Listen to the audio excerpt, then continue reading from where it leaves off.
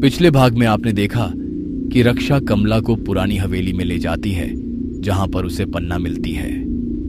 इधर कमला को घर में न पाकर कार्तिक गुस्से में पागल हो जाता है और बाबा के आश्रम पहुंच जाता है। कार्तिक को सच दिखाने के लिए सबसे पहले बाबा कार्तिक के वशीकरण को खत्म करते हैं और उसे अपनी बात ध्यान से सुनने के लिए कहते हैं। कार्तिक के ऊपर से वशीकरण का असर कम होते ही वो थोड़ा शांत हो गया था। बाबा अपने शिष्य को उसे खोलने के लिए कहते हैं और उसे अपने पास बैठने का इशारा करते हैं। एक मिट्टी के बर्तन में पानी भरकर बाबा उसमें थोड़ा सिंदूर छिड़कते हैं और उसके बाद मंत्र पढ़ने लगते हैं। कुछ देर बाद बाबा आंख खोलते हैं और कार्तिक को पानी की ओर देखने के लिए कहते हैं। ध्यान से देखो, इस पानी में तुम्हें स्पष्ट नजर आएगा कि तुम्हारी माँ कहाँ है और किसके साथ है। कार्तिक ध्यान से पानी की ओर देखने लगता है। पानी में कार्तिक को एक के बाद एक कई सारे दृश्य दिखाई देने लगते हैं, जिनको देखकर कार्तिक की आंखें खुली की खुली रह जाती हैं। अपनी आंखों से देखो, तुम्हारी माँ को तुम्हारी पत्नी अपने साथ ले गई है। ये सब एक सोची समझी साजिश है। शायद आप ठीक बोल रहे हैं बाबा। मैंने तो सोचा ही नहीं कि खुद को नास्तिक बताने वाली मेरी पत्नी अचानक से बहाना बनाकर मुझे मंदिर क्यों भेजेगी। लेकिन इस पानी में बस इतना ही नजर आ रहा है कि रक्षा माँ को लेकर जा रही है। उसके आगे क्या हुआ बाबा? इसने मेरी माँ के साथ क्या किया? वो उसमें दिखाई क्यों नहीं दे रहा? मेरे मंत्रों में इतनी शक्ति नहीं है कि सब कुछ तुम्हें पता चल सके। मैं जितना बता सकता था मैंने बता दिया है। देखो बेटा, ये धागा अपने हाथ से मत निकालना। जब तक ये धागा तुम्हारे हाथ में है, रक्षा के वशीकरण का असर तुम्हारे ऊपर नहीं होगा। एक बार तुम फिर से उसके वशीकरण में आए तो तुम्हें वही दिखाई और सुनाई देगा जो रक्षा चाहेगी। जो तुम्हारे परिवार के साथ हो रहा है वो कोई सामान्य जादू टोना नहीं है। इसीलिए इस समस्या का हल ढूंढने के लिए मुझे अभी थोड़े और समय की आवश्यकता है।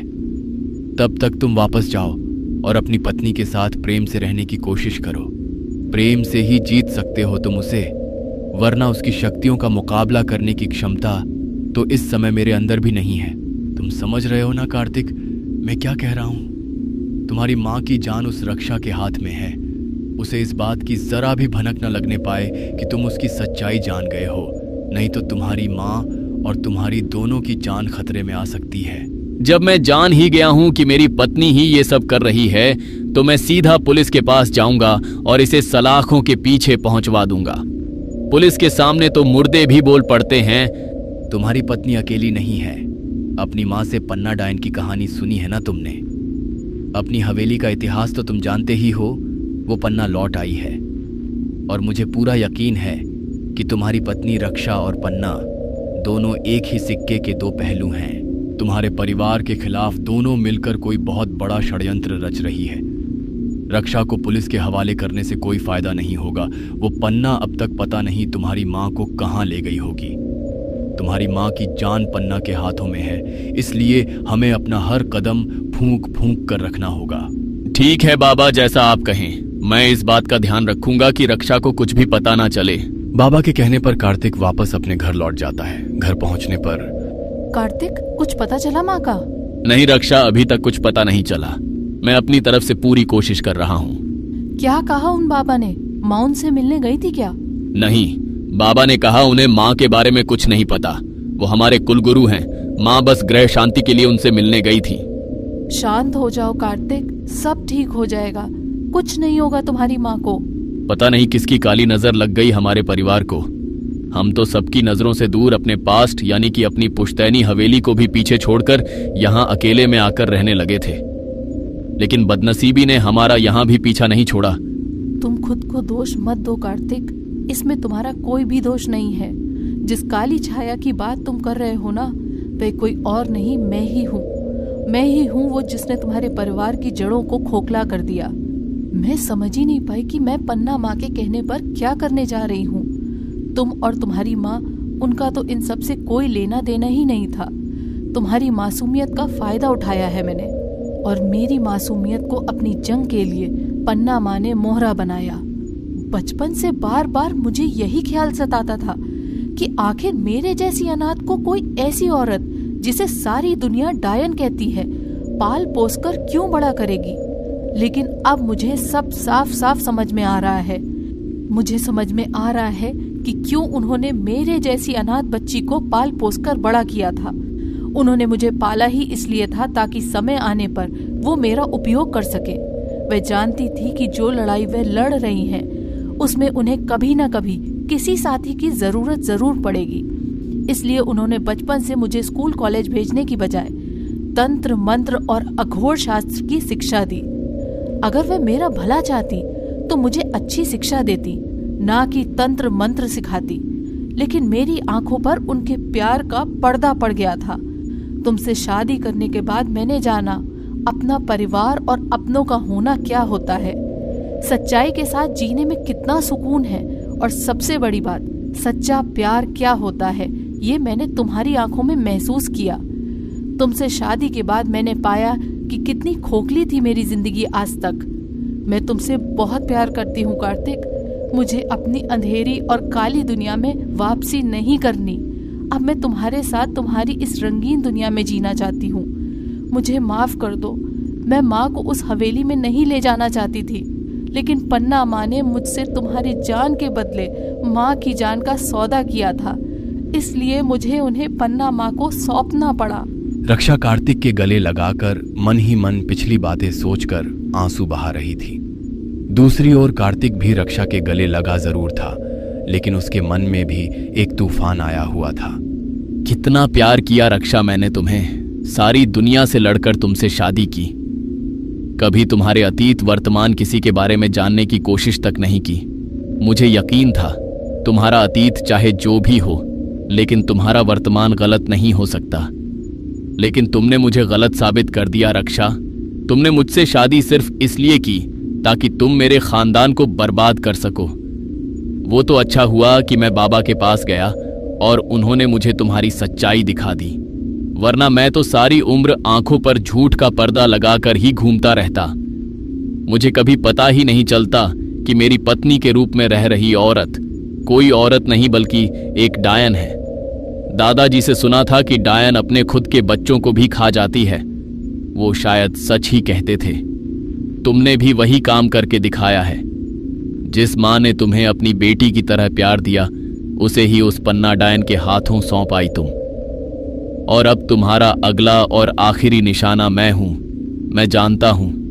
फिर भी अपनी माँ की खातिर तुम्हारे सामने खड़ा हूं। तुम क्या कहती हो रक्षा? कहाँ होंगी माँ? वो ठीक तो होंगी ना? क्या मुझे पुलिस के पास जाना चाहिए? पुलिस? कार्तिक, मुझे ऐसा लगता है कि अभी हमें इंतजार करना चाहिए। माँ अपनी मर्जी से गई थी, शायद अपनी मर्जी से लौट भी आए। तुम शायद सही कह रही हो। कार्तिक ने रक्षा के सामने अभी तक कुछ जाहिर नहीं किया था। रात घिर आई थी। कार्तिक और रक्षा अपने कमरे में सो रहे थे। अचानक देर रात को रक्षा अपने बिस्तर से उठती है और बिस्तर पर गहरी नींद में सोए हुए कार्तिक को कमरे में अकेला छोड़कर वहां से निकल जाती है। जैसे ही रक्षा अपने कमरे से बाहर निकलती है, कार्तिक की भी आंख खुल जाती है और वो दबे पांव रक्षा का पीछा करने लगता है। रक्षा अपने घर से निकलकर सीधा शमशान घाट जाती है और वहां जाकर अपनी तंत्र साधना करने लगती है। कार्तिक शमशान घाट में रक्षा को तंत्र साधना करते देखता है और उसका वास्तविक रूप देखकर हैरान रह जाता है। बाबा ने जो भी कहा था वो बिल्कुल सच था। पता नहीं मैं किस छलावे में जी रहा था जो रक्षा की असलियत नहीं देख सका। बाबा ने कहा था कि रक्षा को पता न लगने पाए कि हम उसकी सच्चाई जान गए हैं, वरना वो मां को नुकसान पहुंचा सकती है। रक्षा के लौटने से पहले मुझे वापस घर जाना होगा। हे शमशान मसानी माँ, आज तक मैंने आपकी साधना जब भी की गलत नियत से ही की, लेकिन आज मैं पहली बार नेक नियत और सच्ची श्रद्धा से आपकी आराधना कर रही हूँ। मैं पन्ना जितनी ताकतवर नहीं हूँ। मैं जानती हूँ मेरी शक्तियाँ उनके सामने कुछ भी नहीं। वो मेरी गुरु है। शिष्य चाहे जितना भी बड़ा हो जाए, उसके लिए अपने गुरु से जीत पाना संभव नहीं होता। अब ये लड़ाई अच्छाई और बुराई के बीच छिड़ गई है। आपको सच्चाई का साथ देकर मुझे जिताना ही होगा। कुछ देर बाद रक्षा भी वापस लौट आती है और चुपचाप कार्तिक के कमरे में आकर लेट जाती है। रक्षा, मैं माँ के बारे में पता करने के लिए जा रहा हूँ। हो सकता है माँ की कुछ खबर मिल जाए। कार्तिक अपनी माँ को वापस लाने का उपाय पूछने के लिए बाबा के पास जाता है। बाबा, आपने कुछ समय की मोहलत मांगी थी, बताइए ना, माँ को वापस लाने का कोई तो उपाय होगा। मैं कुछ भी करने के लिए तैयार हूं। मुझे अपनी जान की भी परवाह नहीं है, बस मेरी माँ को वापस ला दीजिए बाबा। घबराओ नहीं बेटा, मैं तुम्हारा ही इंतजार कर रहा था। मैंने अपनी मंत्र साधना से ये पता लगाया है कि तुम्हारे परिवार के ऊपर कोई संकट आ ही नहीं सकता। 20 साल पहले जब तुम्हारे दादा अखिलेश ठाकुर को ये पता लगा कि पन्ना डायन तुम्हारे परिवार पर वार करने के लिए उन्हें गांव गांव ढूंढ रही है, तो वो एक अघोर तांत्रिक के पास गए और डायन से बचने के उपाय के बारे में पूछने लगे। तब उन्होंने ठाकुर साहब को यक्षिणी साधना के बारे में बताया था। उन्होंने अपने परिवार की रक्षा करने के लिए एक यक्षिणी को माता के रूप में सिद्ध किया। यक्षिणी ने तुम्हारे दादा को ये वादा किया कि वो हमेशा तुम्हारे परिवार के ऊपर आने वाले संकटों से उनकी रक्षा करेगी। जब पन्ना ने तुम्हारे परिवार के ऊपर वार किया तो यक्षिणी ने ही ठाकुर साहब का बचाव करते हुए उसे बोतल में कैद किया था। पन्ना के बोतल में कैद होने के बाद कई बरस तक यक्षिणी ठाकुर साहब के आसपास ही रही। फिर एक दिन, माँ, मैंने आपको अपनी माँ के समान रखकर साधा था और मैं नहीं चाहता कि मेरी माँ मेरी सुरक्षा की चिंता में हर पल मेरे आसपास ही घूमती रहे। मेरे परिवार के ऊपर आया खतरा आपकी कृपा से टल गया है। अब आप अपने लोक में जाकर विश्राम करें माँ। यदि कभी भी मेरे परिवार पर कोई संकट होगा तो मैं सबसे पहले आपको ही पुकारूंगा। बस इतना वचन दीजिए कि जब भी मैं आपको पुकारूं, आप मेरी परिवार की रक्षा करने के लिए प्रकट हो जाए। ठीक है पुत्र, जैसी तुम्हारी इच्छा। मैं वादा करती हूँ जब भी तुम्हारे परिवार के ऊपर कोई संकट होगा और संकट के समय वे मुझे पुकारेंगे, मैं उनकी रक्षा करने अवश्य ही आऊंगी। किंतु सबसे पहले तुम्हें यक्षिणी माँ को याद दिलाना होगा कि 20 बरस पहले जिस ठाकुर को उन्होंने रक्षा का वचन दिया था, तुम उन्हीं ठाकुर के पोते हो और अब तुम्हारे परिवार पर बहुत बड़ा संकट आन पड़ा है। बाबा ने कार्तिक को उसकी सारी समस्याओं से निजात पाने का उपाय बता दिया था। क्या कार्तिक यक्षिणी को प्रसन्न करके उनका दिया हुआ वचन उन्हें याद दिला पाएगा? क्या यक्षिणी के आने से बदल जाएगी कहानी? क्या इस बार पन्ना का अंत हो जाएगा? जानने के लिए देखिए कहानी का अगला भाग।